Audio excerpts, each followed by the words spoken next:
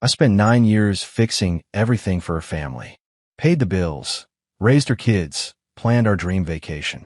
Then, 4 days before we left, she replaced me with their real dad on the trip I funded. So I cut off the money. What I discovered next made that betrayal look like nothing. My name is Blake Harrington. I'm 45 years old, and I own Harrington Auto Body in Akron, Ohio. Not a fancy operation, just me and two guys fixing collision damage and doing paint work. Honest business. Pays the bills. More than pays them, actually, which turned out to be part of the problem. I met Bridget Ramsey 9 years ago at a hardware store. She was picking out paint for her kitchen, looking lost among the swatches. I helped her choose. She had this way of smiling that made you want to keep helping. Two kids from a previous relationship, she said. Kyle was 16 then, Brianna 14. Their father Craig wasn't in the picture much.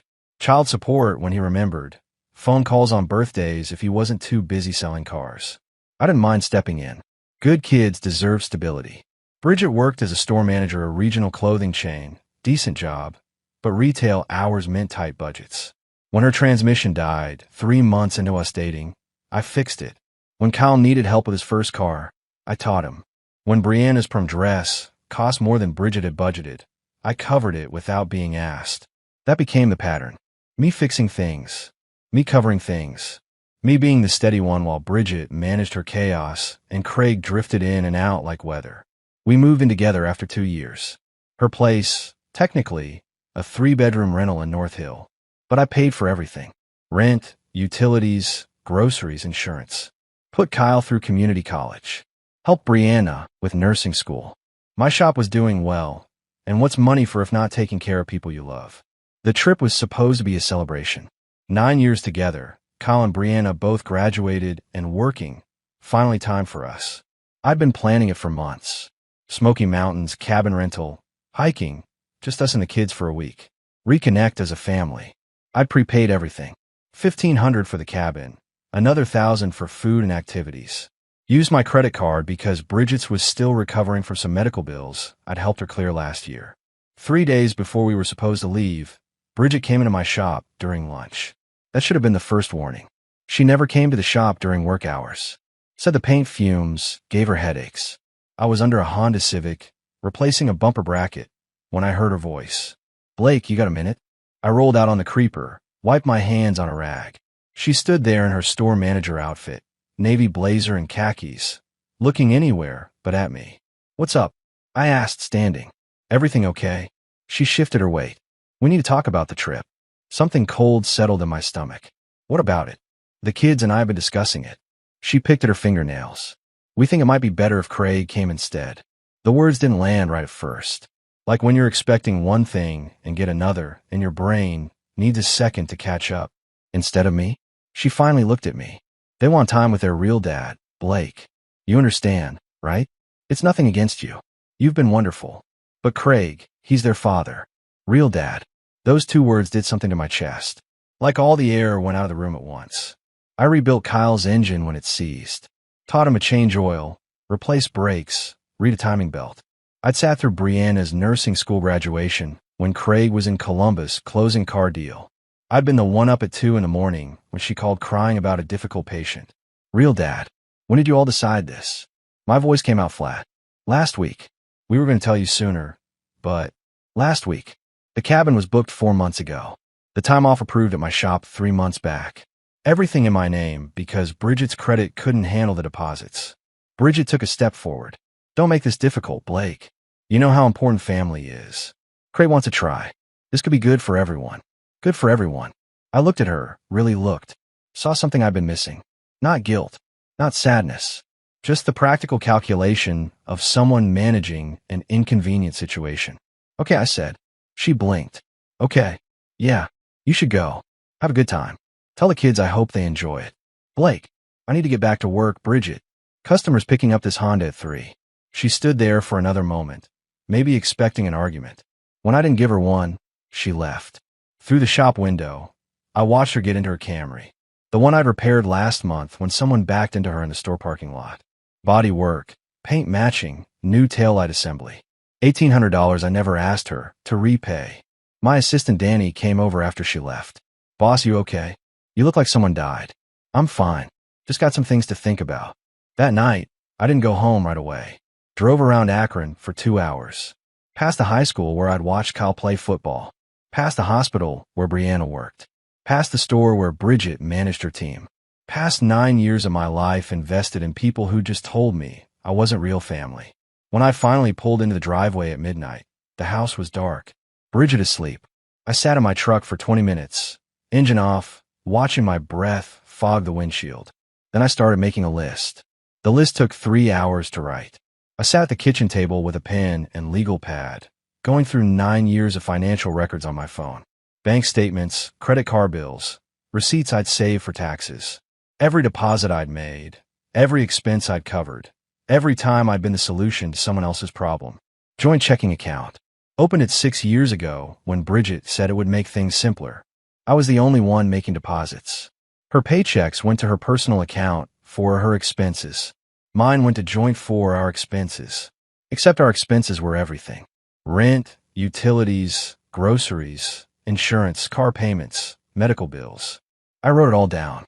Column after column of numbers that told a story I'd been too busy living to see clearly. Bridget's alarm went off at 6:30.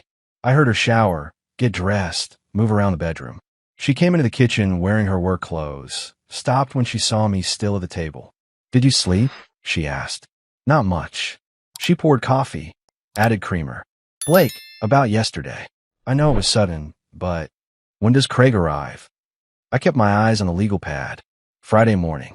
We're leaving at 8. 2 days. And the cabin reservation is under my name. We thought you could call and transfer to Craig's name. Or just let us use it. It's already paid for." I looked up at her then. She stood by the counter, coffee cup in both hands, waiting for me to be reasonable. To make this easy for her, "You replaced me with their real dad on a trip I paid for," I said. Kept my voice level. "That's what happened here, right? Let me make sure I understand." Her jaw tightened. "Don't make it sound like that." "How should it sound?" "Blake, you're being difficult. The kids want time with their father. This isn't about you. It's entirely about me. I planned it, paid for it, took time off work. And 4 days before we leave, you tell me I'm being replaced by a man who's barely been in their lives for the past 9 years. He's trying now. That should count for something. And what do I get for the 9 years I've been here?" She set her coffee down hard. Liquid sloshed over the rim. "You get to be the good guy who helped. Isn't that enough? The good guy who helped. Like I was a neighbor who'd given them a ride once. Not the man who'd rebuilt Kyle's engine, paid Brianna's tuition, fixed every problem that came through the door." "No," I said. "It's not enough." "What do you want, Blake? An award? We appreciate everything you've done, but I want you to go on your trip." I stood up, folded the legal pad. "Have a wonderful time with Craig. Make memories.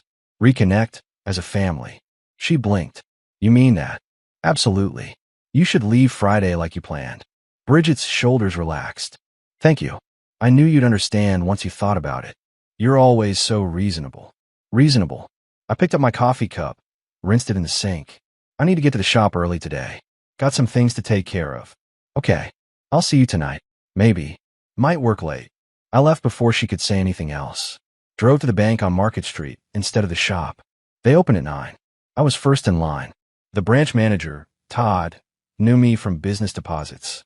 Led me to his office when I said I needed to close some accounts. "Which accounts?" he asked, pulling up my records. "All of them that have her name on them. Joint checking. The credit cards where she's an authorized user. Everything shared." Todd looked at me over his reading glasses. "Mr. Harrington, are you certain? This is a significant change." "I'm certain." "How fast can you do it?" "Joint accounts can be closed today with your signature. Credit cards will take 48 hours to process the removal." "Do it. All of it. Right now." He typed, clicked, printed forms. I signed everything. Watched 9 years of financial entanglement disappear into processed paperwork. "Is there anything else?" Todd asked when we finished. I thought about the rental house, the utilities, the car insurance, the cell phone plan, all the infrastructure of shared life. "Yes," I said. "There's more." Todd printed out a checklist while I sat in his office. "Let's go through everything systematically," he said. "You want to ensure there are no loose ends." We started with the utilities. Electric, gas, water, internet. All in my name at Bridget's rental house. I called each company from Todd's desk, Gave them my account numbers. Requested disconnection effective Friday at noon. Right when they'd be loading up for the trip. Mr. Harrington, are you moving? The electric company asked. Yes, I said. Simple answer. True enough. The car insurance was next. Bridget's Camry was on my policy. So was Kyle's used Accord that I'd helped him buy 2 years ago. I called my agent, Frank, who I'd known for 15 years. Frank, I need to remove 2 vehicles from my policy. Effective immediately. Blake, what's going on? That's Bridget's car and Kyle's car. They're not my responsibility anymore. Can you do it or not? Silence. Then, I can. But Blake, if something happens and they're not insured, not my problem. Remove them. He did. I heard him typing, the reluctance in his voice.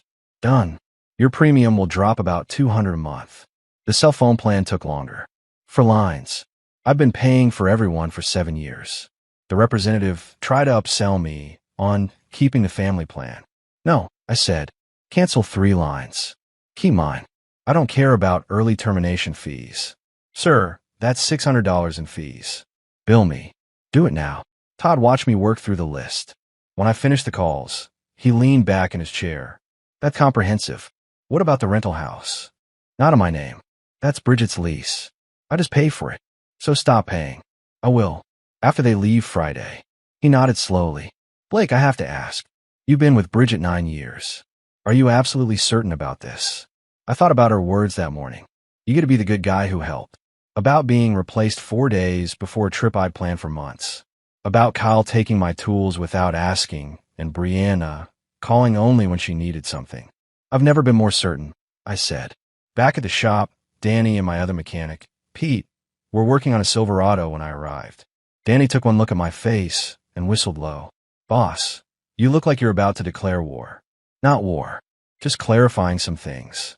I went to my office, pulled out a legal pad, and started making a second list. This one was different. Everything at the house that was actually mine. Tools, furniture I bought, the new TV, the mattress. I called my cousin James, who owned a moving company. Jimmy, I need a favor. You free Saturday morning? What's up? Need to move some things out of house. While nobody's home. Blake, you getting divorced? I didn't know you were married. I'm not. That's the point. He laughed. I'll bring the truck. 7 a.m. work. Perfect. That evening, I came home at 9. Bridget was on the couch watching TV. She looked up when I walked in. Long day, she asked. Productive. I went to the bedroom, pulled out my suitcase from the closet, started packing clothes. She appeared in the doorway. What are you doing? Getting some things together. Going to stay at Jimmy's place for a bit. Give you folks space to prepare for your trip. Blake, you don't have to leave. We can. I want to. I folded a shirt, placed it in the suitcase. You're right. This should be about family. Your family. With Craig. I'm just in the way. That's not what I meant. Sure it is. I looked at her. It's fine, Bridget. Really. I understand now. I'm helpful. Not necessary. There's a difference. Her face hardened. You're being childish. I'm being clear. Enjoy your trip. Tell the kids I said have fun. I finished packing. Carry my suitcase to the truck. Didn't look back at the house. Didn't need to. Friday morning. They'd figure out what being helpful really meant. I woke up Friday at 5 a.m. in Jimmy's spare room. Couldn't sleep anyway. Today was the day they'd discover what I'd done. Today was the day Craig would arrive to take my place on the trip I'd funded. Today was the day Bridget would try to use a credit card that no longer worked. My phone stayed silent until 8:30. Then it started. First text from Kyle. Dude, my phone's not working. Did you forget to pay the bill? I deleted it without responding. Second text from Brianna. Blake, what's going on? My phone says service suspended. Deleted. Then Bridget called. I let it ring through to voicemail. She called again. Again. 12 times in 20 minutes. I finally answer on the 13th. Blake, what did you do? Her voice was sharp, panicked. Morning, Bridget. You folks about ready to head out? The phones don't work. Kyle tried to use the card for gas, and it was declined. What's happening? Oh, that. Yeah. I closed our joint account yesterday. Removed everyone from my credit cards, too. Seemed like the right time to separate our finances. Silence. Then, you did what? Separated our finances. You said this trip was about family. Your family. With Craig. So I figured you didn't need my money anymore either. Blake, you can't just... This is insane. We're supposed to leave in 30 minutes. Then you should leave. Craig's there, right? He can pay for things. That's what real dads do. We don't have the money for this trip right now. You know that. Not my problem anymore, Bridget. I kept my voice level calm. You made your choice Tuesday. I made mine Thursday. Seems fair. The utilities are off too. The internet, the electric, Blake, what the hell? Those were in my name. I disconnected them. The house is your lease. You'll need to set up new accounts. Shouldn't be too hard. I could hear her breathing hard on the other end. This is cruel. You're punishing us because you're angry. I'm not punishing anyone. I'm just stopping. Stopping paying for people who don't consider me real family. Stopping being useful when I'm not actually wanted. You understand the difference, right? The kids need those phones for work. Brianna needs hers for the hospital. Brianna is 23. Kyle is 25. They're adults. They can get their own phone plans. That's what adults do. Where are you? Her voice changed, became smaller. Are you at the house? Can we talk about this? I'm not at the house. I'm staying somewhere else. And no, we can't talk about this. There's nothing to talk about. Blake, please. We can work this out. Just turn everything back on, and we'll discuss it when we get back. Have a good trip, Bridget. Tell Craig I said congratulations on getting his family back. I hung up. She called back immediately. I declined it. She called again. I turned my phone off. At Jimmy's kitchen table, my cousin poured coffee and sat down across from me. That sounded intense.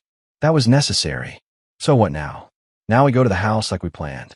While they're scrambling to figure out their situation, we move my stuff out. Tools from the garage, furniture I bought, everything that's actually mine. Blake, you sure about this? This is pretty final. I drank my coffee. Thought about 9 years. About being told I wasn't real family 4 days before a trip I planned. About Bridget expecting me to just accept it and keep paying. Jimmy, when someone shows you who they are, believe them. She showed me. I believed her. Now I'm responding. He nodded slowly. All right then. Let's go get your stuff. We loaded the moving truck by noon. Took every tool from the garage, the furniture I'd purchased, the TV, the mattress, kitchen supplies I'd bought. Left the house stripped down to what was there when I'd moved in 9 years ago. The text messages started again when I turned my phone back on. 53 messages. 27 missed calls. I scrolled through them. Kyle, this is messed up, man. Brianna, I thought you cared about us. Bridget, you're making a huge mistake. I deleted them all. Blocked the numbers. Started driving toward a future that was actually mine. I spent Saturday afternoon at Jimmy's place, organizing my tools in his garage. He'd cleared out space for my equipment, the expensive Snap-on set I'd bought over the years. $15,000 worth of professional gear. Bridget never knew what it was worth. Kyle did, though. My phone stayed off until Sunday morning. When I turned it on, the messages had multiplied like weeds. 73 texts. 41 missed calls. 3 voicemails. I listened to the first voicemail. Bridget's voice, tight with panic. Blake, we're at the house. Everything's gone. Your tools, the furniture, the TV. Did someone rob us? Call me back right now. Second voicemail, Kyle. Dude, what the hell? You took everything? My tools from the garage are gone too. That's messed up. Your tools, I thought. The ones I bought you. The ones you borrowed and never returned. Third voicemail, Bridget again. Blake, I know you're getting these messages. This is childish. We need to talk about this like adults. Call me. I deleted them all. A text came through while I was holding the phone. Bridget, the landlord says you called him about the utilities. He's charging me to get them turned back on. That's $400 in deposits I don't have. How am I supposed to manage that? I stared at the message for a long moment. Thought about typing a response. Decided against it. Deleted it instead. Another text, this time from Brianna. Blake, I don't know what happened between you and Mom, but this is affecting me too. I need my phone for work. The hospital has to be able to reach me. Please. She needed her phone for work. She was 23 with a nursing job. She could afford a phone plan. My fingers hovered over the keyboard. Then I set the phone down. Jimmy came into the garage with 2 beers. You reading those messages? Some of them. What are they saying? That I'm childish. That I took everything. That they can't manage without me. He twisted the cap off his beer. What are you going to do? Nothing. Absolutely nothing. Blake, they're going to keep calling. Keep texting. Bridget knows where the shop is. Then I'll deal with it when she shows up. But I'm not responding to texts. I'm not taking calls.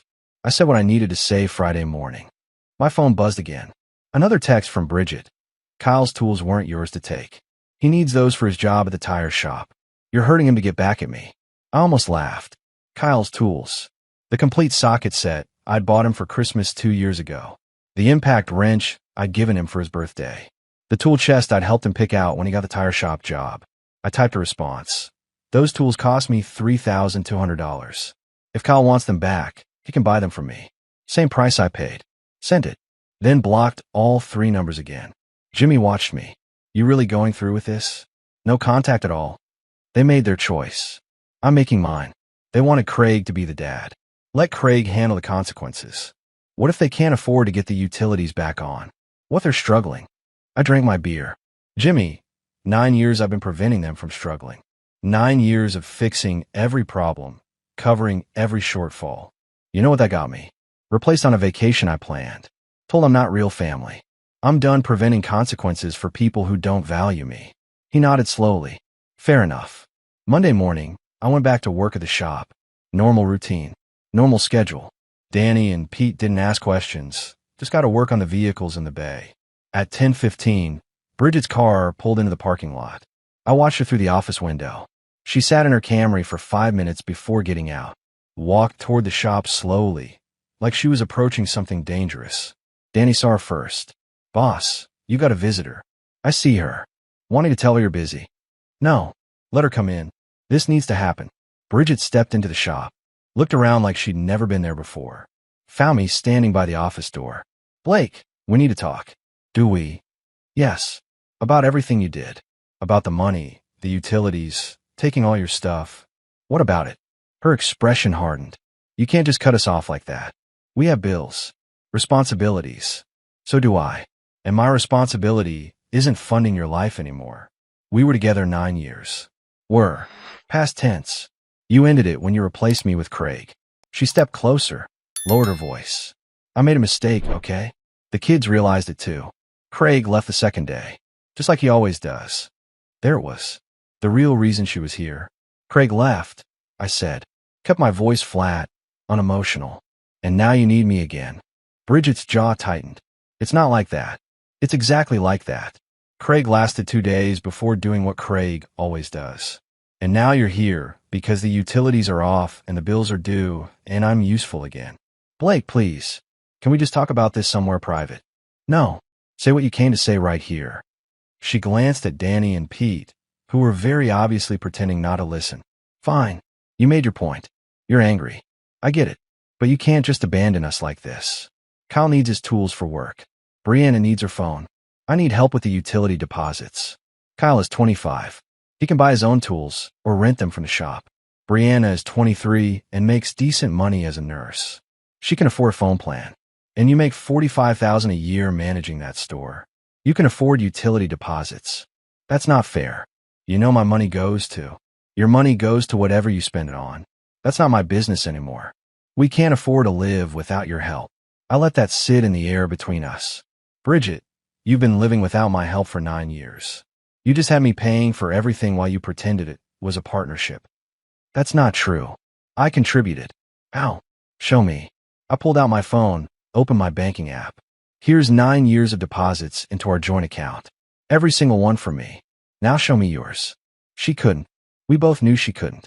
I gave you my time, she said quietly. My presence. That counts for something. Your presence while planning to replace me with Craig. That's what it counted for. Her eyes filled with tears. Real ones, maybe. Blake, I'm sorry. I was wrong. The kids were wrong. We see that now. Can we please just fix this? There's nothing to fix. It's over. Over. Just like that. 9 years, and you're throwing it away because of one mistake. One mistake. I felt something cold settle in my chest. You didn't accidentally tell me about Craig coming instead of me. You planned it. Discussed it with the kids. Made a family decision that specifically excluded me. That wasn't a mistake, Bridget. That was a choice. People make bad choices. People deserve second chances. People deserve what they've earned. You earned this. She stepped forward, her voice dropping. Blake, I need you. The kids need you. Please don't do this. You don't need me. You need my money. There's a difference. And I'm done pretending otherwise. So that's it. You're just going to let us struggle. You're going to learn to manage. Like adults do. like I've been doing my whole life. She stared at me for a long moment. The tears dried up. Her expression went cold. You're going to regret this. Maybe. But I doubt it. The kids will never forgive you. They were my kids to begin with. You made that very clear. Bridget turned and walked out, got her Camry, and drove away. Through the shop window, I watched her go. Danny came over after she left. Boss, you okay? I'm fine. That looked rough. That was necessary. I went back to the office, pulled out my laptop, and did something I should have done years ago. Started looking for my own place. Small apartment, maybe a house if I could find one. Something that was mine. Just mine. My phone buzzed. Text from a number I didn't recognize. This is Kyle. Mom gave me a friend's phone. You're really not going to help us at all. I typed back. You're 25 with a job. You don't need help. You need to figure things out yourself. After everything we've been to each other. We weren't anything to each other, Kyle. I was your mom's boyfriend who paid for things. That's all I ever was. I blocked the number. Found an apartment listing in Green, 15 minutes from the shop. 1 bedroom, $800 a month. Called the landlord. Set up a viewing for Tuesday. It was time to build a life that nobody could uninvite me from. 3 weeks after moving into my apartment in Green, I got a call from my bank. Fraud department. My chest tightened before the woman even started talking. Mr. Harrington, we've detected some irregularities on your credit report. A credit card application was submitted in your name last month from a retailer in Akron.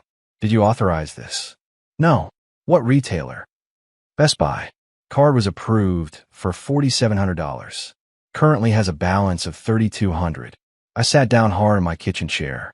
I never applied for that card. We suspected as much. The signature on the application doesn't match our records. We're opening a fraud investigation. You'll need to file a police report. After hanging up, I pulled my full credit report. There it was. Best Buy credit card. Opened 6 weeks ago. Right around the time I'd been planning the trip. Right when Bridget knew things were good between us. When she had access to all my personal documents. I called the Akron Police Department. Filed a report. The detective, a woman named Sarah Rodriguez, took my statement over the phone. Mr. Harrington, do you have any idea who might have done this? My ex-girlfriend had access to my social security number, my address, all my personal information. We were together 9 years.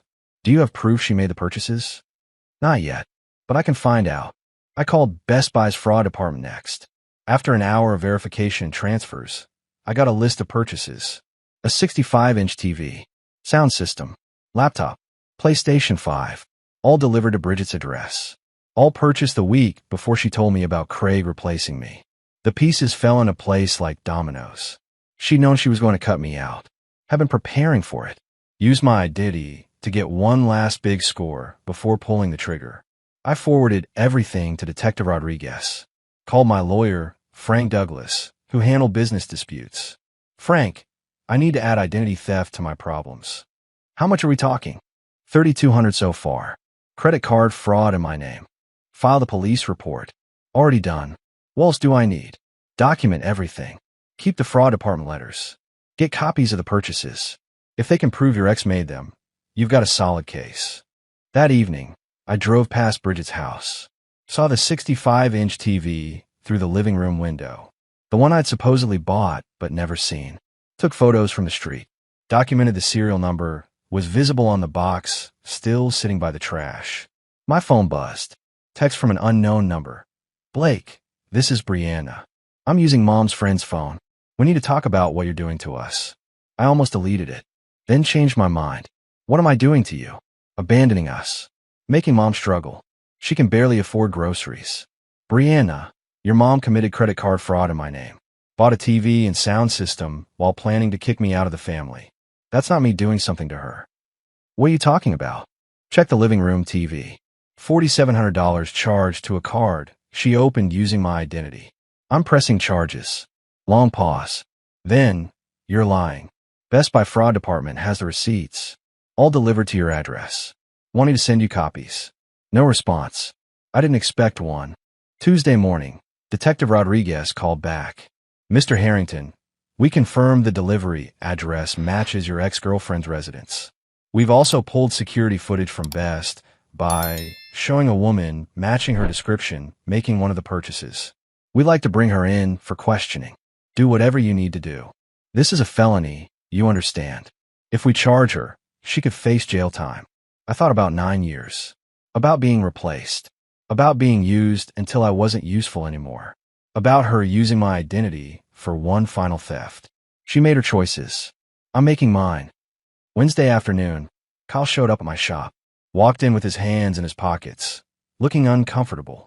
Blake, we need to talk. About what? About dropping the charges against my mom. She didn't mean to. She didn't mean to commit identity theft. She didn't mean to open a credit card in my name and spend $3,200. Which part was the accident, Kyle? His jaw tightened. She was desperate. She was planning. She bought that TV 2 weeks before she told me about Craig. This wasn't desperation. This was theft. So you're really going to let the cops arrest her? She could go to jail. That's what happens when you commit felonies. After everything she did for you. After everything we all did. I set down my wrench. Kyle, what exactly did you all do for me? I'm genuinely curious. Kyle stood there, mouth opening and closing like a fish out of water. We let you be part of our family. Let me. I turned that over in my mind. I paid 9 years of rent, utilities, insurance, groceries, car repairs, and college tuition. And you let me be part of your family. That was the exchange. You're twisting things. I'm clarifying them. Now leave. I've got work to do. He didn't move. Blake, if you press charges, Mom loses everything. Her job, her reputation, possibly her freedom.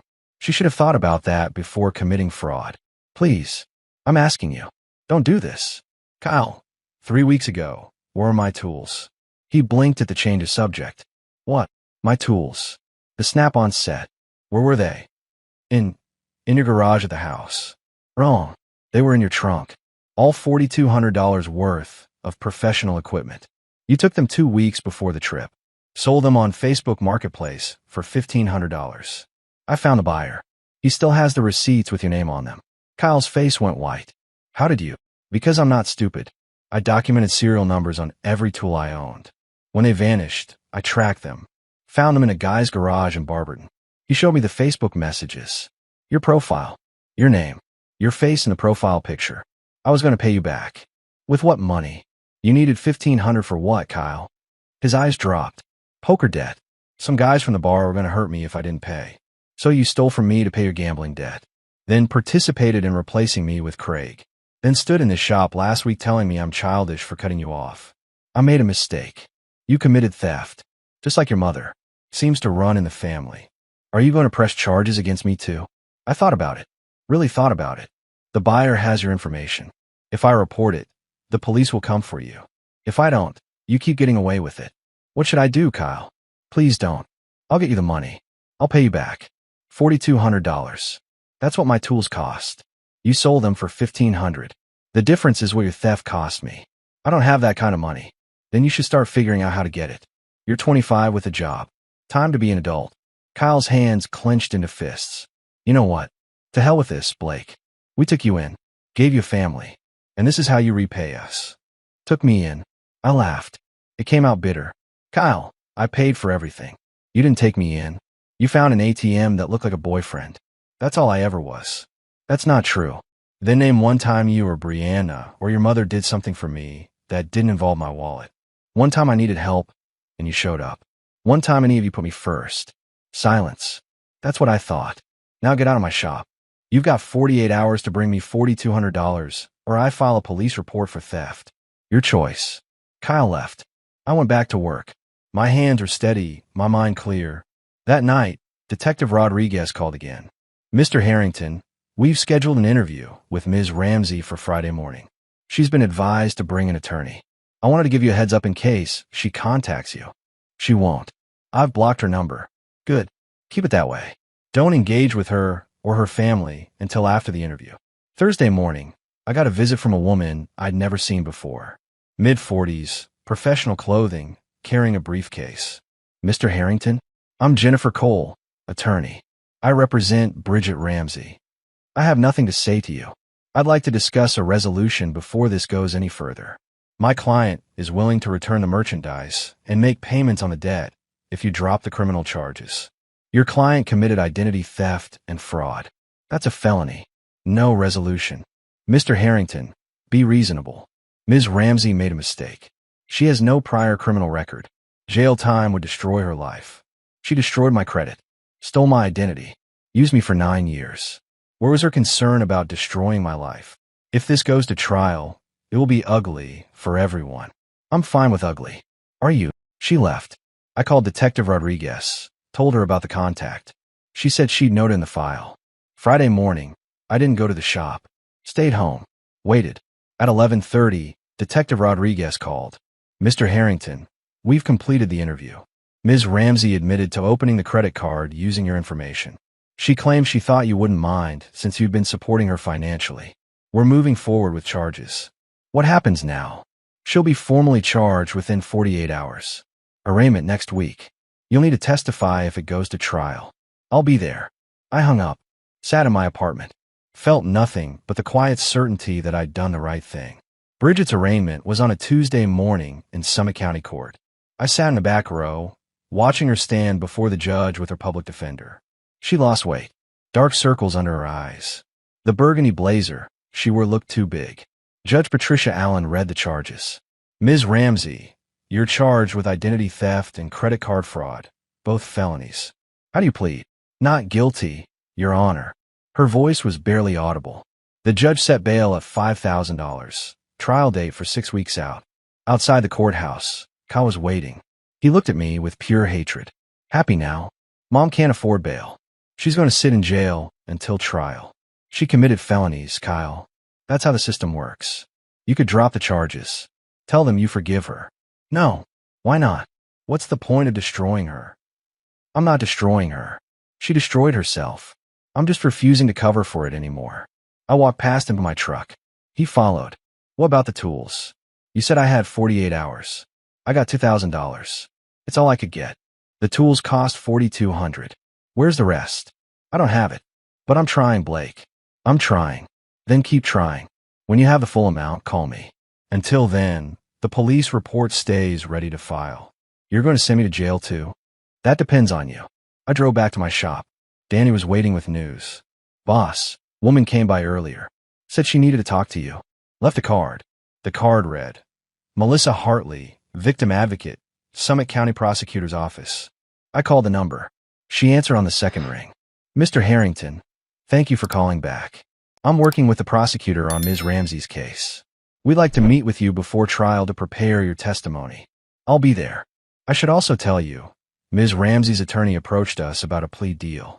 They want to offer restitution in exchange for reduced charges. What did the prosecutor say? That it depends on you. You're the victim. If you're willing to accept restitution and probation instead of jail time, we can negotiate. I thought about Bridget sitting in a cell, about Kyle desperate to save his mother, about 9 years of my life funding people who'd used me without hesitation. What happens if I say no to the plea deal? We go to trial. If convicted, she faces 3 to 5 years in prison. I'll think about it. That night, I got a call from a number I didn't recognize. Against my better judgment, I answered. Blake, it's Brianna. Please don't hang up. What do you want? To apologize. For everything. For not seeing how he treated you. For letting Mom use you. For being part of replacing you with Craig. I was wrong. We were all wrong. Okay. Is that all you're going to say? What else is there? You apologized. I heard it. Blake, Mom's in jail. Kyle's desperate. I'm trying to hold everything together, and I can't. We need you. You need my money. Not me. That's not true. I miss you. I miss having you around. Brianna, you're 23 years old. You have a good job. You can manage without me. You just don't want to. Please drop the charges. Please let Mom come home. No. Why not? What will jail accomplish? Consequences. Your mother thought she could steal from me and face nothing. She was wrong. Now she's learning that. You're cruel. I'm fair. There's a difference. I hung up, sat in my apartment for a long time, thinking about the plea deal, about whether I wanted Bridget in prison or just wanted her to face what she'd done. Friday morning, I called Melissa Hartley back. I'll accept the plea deal under conditions. Full restitution of all money stolen, including the tools Kyle took. 5 years supervised probation, and a restraining order preventing any of them from contacting me. I'll present it to the prosecutor.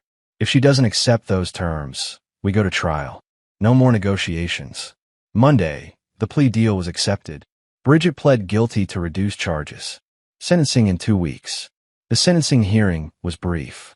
Judge Allen gave Bridget 5 years supervised probation, ordered full restitution of $7,400, and approved the restraining order. Bridget stood there, signed the papers, and left with her public defender without looking at me. Kyle paid me the remaining $2,200 for the tools 2 days later. Handed me cash in my shop parking lot. Wouldn't meet my eyes. I counted it, gave him a receipt, and watched him drive away. That was the last time I saw him. The restraining order meant peace. No more calls, no more texts, no more surprise visits. The prosecutor's office had made it clear. Any contact would result in arrest.